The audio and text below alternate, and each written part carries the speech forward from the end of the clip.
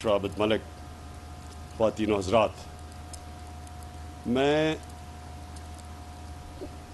آج اس لیے خوش ہوں کہ میں نے جب ایمرجنسی دیکھی، جب ہماری گورنمنٹ آئی پہلی دفعہ، تو میں ایمرجنسی کا ایک دن رات کو چکر لگایا پمس کی، تو جس حالات میں لوگوں کو میں نے دیکھا تب ہی فیصلہ کیا کہ ہمیں یہاں اتنے بڑے ہاسپٹل جو ارد گرد سے سارے لوگ پمز آتے ہیں، کہ جو سب سے تکلیف میں لوگ آتے ہیں وہ ایمرجنسی میں آتے ہیں، اور اگر ادھر یہ نہیں بات کہ وہ ریفلیکٹ کرتا ہے ہاسپٹل کی کوالٹی، وہ انسانیت کا تقاضا ہے کہ جب ایک مریض سب سے زیادہ تکلیف میں ہو اس کے لیے سب سے بہتر علاج ہو۔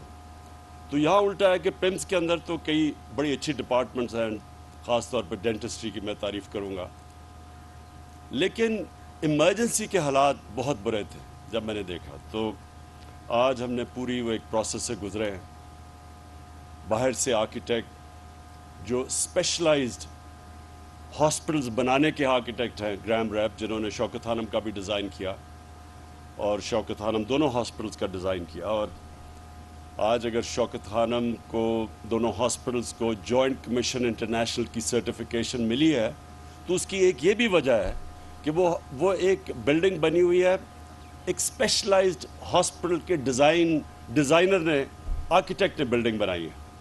تو ہم یہ بھی چاہتے تھے کہ یہاں بھی یہ جو ایمرجنسی بنے وہ ایک اسپیشلائزڈ ہو، یعنی وہ خاص طور پہ کیٹر کرے جو کہ ایمرجنسی کے مریض آتے ہیں۔ تو اس کے لیے پھر گریم ریپ جو کہ امریکن آرکیٹیکٹ ہیں، جو اسپیشلسٹ ہیں، اور میں خاص طور پہ اپنے اوورسیز پاکستانیز کا شکریہ ادا کرنا چاہتا ہوں، کیونکہ انہوں نے سپانسر کیا، جتنا بھی خرچہ تھا یہ ایمرجنسی کے ڈیزائن پہ ہمارے اوورسیز پاکستانیز نے وہ خرچہ دیا۔ یہ ایک چیز ثابت بھی کرتی ہے کہ یہاں کتنی ہماری قوم کتنے کھلے دل کی ہے، جنرس لوگ ہیں۔ ان کو میرے خیال میں کوئی دنیا میں اتنی قوم اللہ کے نام پہ پیسہ نہیں دیتی جتنی پاکستانی قوم دیتی ہے۔ تو انہوں نے سپانسر کیا، اور اب آج ہم نے گراؤنڈ بریکنگ کی ہے، اور یہ پاکستان میں سب سے سارے پاکستان میں اب ایک جو سب سے کوالٹی کی ایمرجنسی بنے گی وہ یہ، اس کی آج ہم نے آج اوپننگ کی ہے، اس کی گراؤنڈ بریکنگ کی ہے۔ اور میں اس لیے بھی یہ جو آپ نے جناح ہاسپٹل کی بھی آج ہم نے سٹون لینگ کی، جناح ہاسپٹل جو 300 بیڈ کا ہاسپٹل ہے، اور یہ ڈاکٹر فیصل نے صحیح کہا کہ 1985 کے بعد یہ پہلی دفعہ اسلام آباد میں ایک نیا ہاسپٹل بن رہا ہے۔ یہ ہم سب کو سمجھنا چاہیے کہ اسلام آباد پاکستان میں سب سے تیزی سے بڑھتا ہوا شہر ہے۔ آپ سب کو حیرت ہوگی کہ 2010 اور اب 10 سالوں کے اندر اسلام آباد کی آبادی دگنی ہو گئی ہے۔ سو اتنی تیزی سے یہ شہر بڑھ رہا ہے، تو 85 کے بعد اگر ہاسپٹل نہیں بنا تو اس لیے اتنا زیادہ ہاسپٹلس کے اوپر رش پڑتا ہے، ڈاکٹرز پہ پریشر پڑتا ہے، اس کی سٹینڈرڈز اور کوالٹی مینٹین کرنا مشکل ہو جاتا ہے۔ تو اس لیے یہ ایک بالکل اسٹیٹ آف دی آرٹ، اور یہ بھی ایک اسپیشلائزڈ ہاسپٹل بن رہا ہے جس کی آرکیٹیکچرل ڈرائنگز امریکہ سے بن کے آ رہی ہے، اور انشاءاللہ ہمیں امید ہے کہ ہمارے بھی آرکیٹیکٹس اس کو فالو کر کے یہاں بھی ان کی ٹریننگ ہوگی، وہ بھی اسپیشلائزڈ ہاسپٹل کی ڈرائنگز بنا سکتے ہیں۔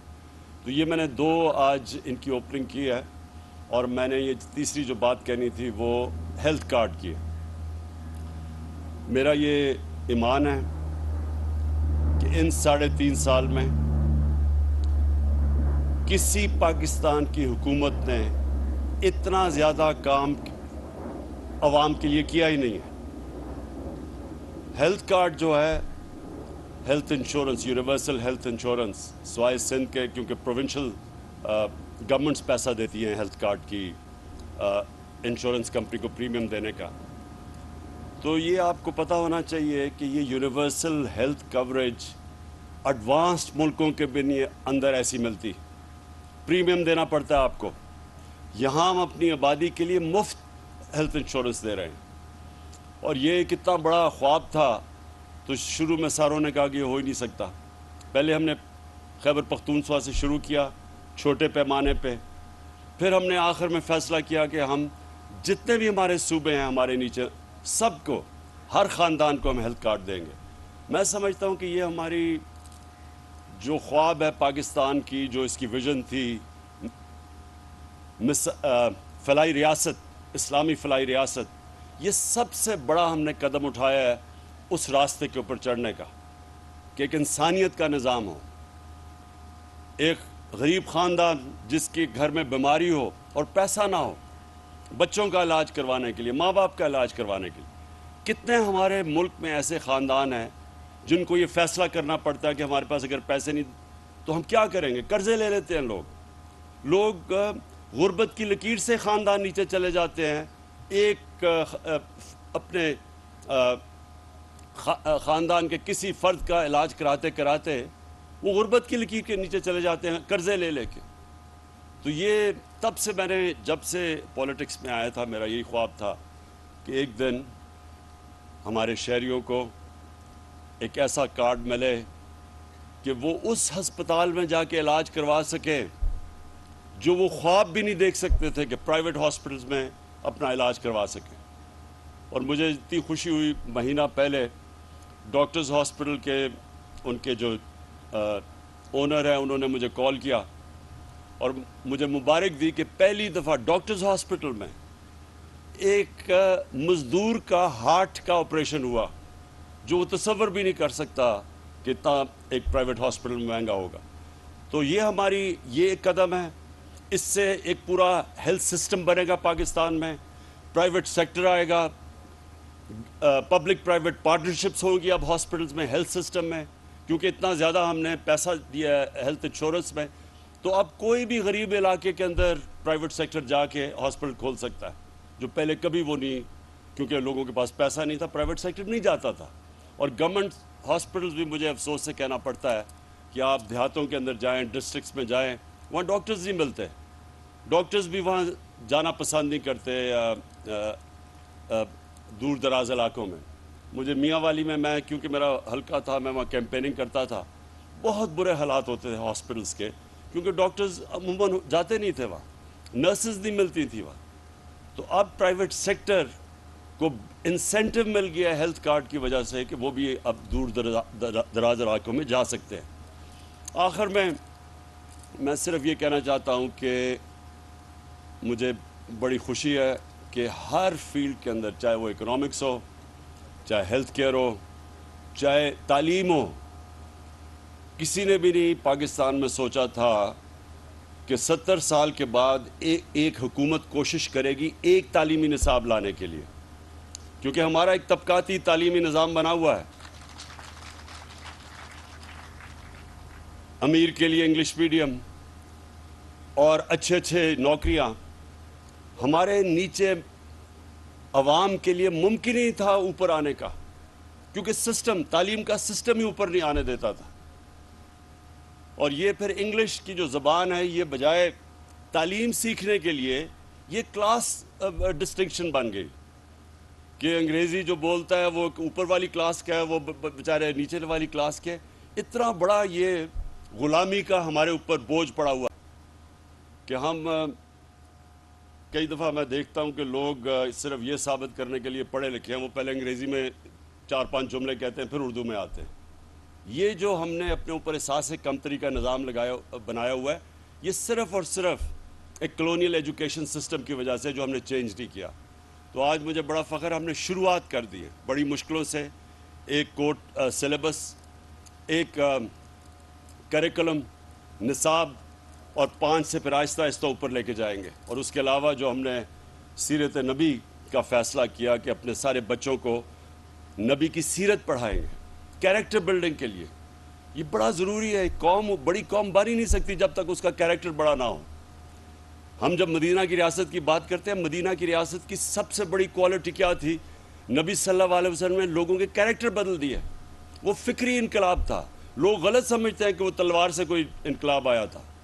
ان کے مدینہ کے ہجرت پہ پہنچنے کے اور ان کے دنیا کے جانے کے بعد جو 10 سال تھے، صرف جنگوں کے اندر کوئی 1000 سے 1200 لوگ مرے تھے، ٹوٹل، لیکن وہ سارا عرب ان کے نیچے آ گیا تھا. تو وہ تلوار سے نہیں ہوا تھا، ذہن بدلے تھے انہوں نے، فکری انقلاب تھا. اور وہ ہماری بدقسمتی یہ ہے کہ ہم نے کبھی کوشش ہی نہیں کی جب سے ہمارا ملک بنا ہے کہ لوگوں کو بتائیں تو صحیح کہ وہ جو قرآن ہمیں حکم دیتی ہے کہ ان کی زندگی سے سیکھو، وہ کیا وجہ تھی؟ وہ ہماری بہتری کے لیے ہے. جو قوم ان کی سنت پہ چلے گی وہ اٹھ جائے گی. اور کیونکہ وہ رحمت العالمین تھے، وہ صرف مسلمان نہیں، سب انسانوں کے لیے رحمت بن کے آئے تھے. تو جو بھی ان کی سنت پہ چلے گا وہ قوم اوپر آ جائے گی. تو اس لیے ہم نے یہ بھی رحمت العالمین اتھارٹی بنائی ہے. اس کا مقصد ہی یہ ہے کہ اپنے بچوں کو یونیورسٹی اسٹوڈنٹس کو کم از کم ان کو یہ پتا ہو کہ ان کی زندگی کیا تھی، انہوں نے کیسے کیریکٹر بدلے، کیسے جو ان کے ارد گرد تھے سب لیڈرز بن گئے. تو یہ مجھے جو سب سے خوشی ہے کہ ہم نے تعلیم کے اوپر وہ کام کیا ہے، ہیلتھ میں وہ کیا ہے، اکانومی کو ٹھیک کیا ہے. آج ہمارے سارے اکانومی کے انڈیکیٹرز رائٹ ڈائریکشن میں ہیں. آئی ایم ایف کہہ رہا ہے کہ پاکستان سسٹینیبل گروتھ پہ نکل گئی ہے. ہم نے اپنے پیر پہ کھڑے ہونے کا جو سب سے ہمارا بڑا مسئلہ تھا کہ ہمارے خرچے زیادہ تھے، آمدنی کم تھی، ہم وہ پہلی گورنمنٹ آئی ہے جو اس طرف اب نکل گئی ہے کہ اپنی آمدنی اٹھاتی جا رہی ہے اور انشاءاللہ اپنے خرچے ملیں گے تاکہ ہمیں کسی کے سامنے غلامی نہ کرنی پڑے، ایک خوددار قوم بن کے ہم سامنے آئیں. تو آخر میں پھر سے آج بڑا خوش ہوں کہ یہ جو 2 انوگریشنز کیا میں پمز کے بورڈ کو خاص طور پہ کہنا چاہتا ہوں کہ آپ کی بہت بڑی ذمہ داری ہے. ہمارا جو گورنمنٹ سسٹم بن چکا ہے اس کے اندر میرٹ ختم ہو گئی ہے اور اس کے وہ اجازت دیتی ہے کرپشن کی. تو آپ کے اوپر ذمہ داری یہ ہے کہ آپ نے وہ سسٹمز لے کے آنے ہیں جو کہ پرائیویٹ سیکٹر کے اندر ہے. جو گورنمنٹ سیکٹر ہے وہ کوئی وجہ نہیں کہ وہ اگر پرائیویٹ سیکٹر کے سسٹمز لے کے آئے اور انسولیٹ کر لے. بورڈ کا بنانے کا مقصد ہی یہ ہے کہ وہ بورڈ اس طرح ہاسپٹل چلائیں جس طرح پرائیویٹ سیکٹر چلتا ہے. یعنی آپ میرٹ کے اوپر لوگوں کو لے کے آئیں، میرٹ کے اوپر انڈکشنز کریں. یہ جو بنا ہوا ہے جو سینئر ہے وہ اوپر آ جائے. اگر سینئر آپ کا بہترین چیف ایگزیکٹو نہیں بن سکتا تو جو بہترین ہے اس کو بننا چاہیے. اور جتنا آپ میرٹ کے اوپر لوگوں کو لے کے آئیں گے اتنا ہاسپٹل کی سٹینڈرڈ اوپر چلی جائے گی. تو بورڈ کا تو مقصد یہ ہے. تو آپ کی بہت بڑی ذمہ داری ہے، میں بورڈ کو کہنا چاہتا ہوں، کیونکہ ہمیں بڑی امید ہے یہ پمز میں پوٹینشیل ہے کہ یہ ایک گورنمنٹ ہاسپٹل ہوتے ہوئے پاکستان کی پرائمری انسٹیٹیوشن بن سکتی ہے. شکریہ.